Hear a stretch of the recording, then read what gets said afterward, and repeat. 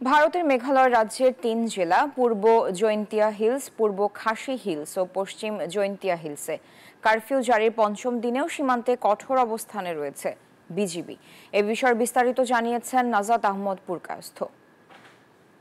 আছে এখন সিলেটের ভুলাগঞ্জ সীমান্তে আমি যেমনটি দেখানোর চেষ্টা করছি, বিজিবির সদস্যরা কিন্তু এখনও তাদের টহল দিচ্ছেন এবং টহল জোরদার করেছেন। যে কোনো যেহেতু ভারতের যে সীমান্ত, ভারতের মেঘালয় রাজ্যে যে কারফিউ জারি করা হয়েছে 3টি জেলাতে, সেই প্রেক্ষিতে কিন্তু বিজিবির সদস্যরা তাদের নিরাপত্তা আজও জোরদার রেখেছেন। যেহেতু আজকে পঞ্চম দিন চলছে ভারতের 3 জেলা, এটা হচ্ছে একটা পূর্ব জৈন্তিয়া হিল, পূর্ব খাসি হিল এবং পশ্চিম জৈন্তিয়া হিলে তাদের যে কারফিউ, রাত্রিকালীন যে কারফিউ চলছে তার প্রেক্ষিতে কিন্তু বিজিবি সদস্যরা তাদের বাংলাদেশ সীমান্তে কিন্তু সব ধরনের চোরাচালান, সন্ত্রাসী কর্মকাণ্ড এবং নিরাপত্তা জোরদারে কিন্তু তাদের কাজ করে যাচ্ছেন।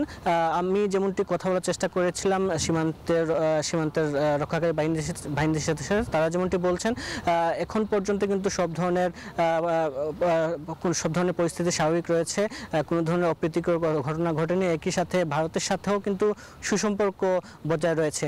তারা যেমনটি বলছেন আজকে যেহেতু বৈরী আবহাওয়া রয়েছে, এই বৈরী আবহাওয়াকেও কিন্তু তারা অপেক্ষা করে তাদের যে টহল কার্যক্রম সেটি আসলে চালিয়ে যাচ্ছেন। একটি বিষয় জানিয়ে রাখি, এই কারফিউ জারিকে কেন্দ্র করে কিন্তু সাধারণ এখানকার যে স্থানীয় বাসিন্দা রয়েছেন তাদের মধ্যে কিছুটা হলেও আতঙ্ক বিরাজ করছে, কিন্তু বিজিবি সদস্যরা বলছেন তারা কিন্তু পরিস্থিতি নিয়ন্ত্রণে রেখেছেন।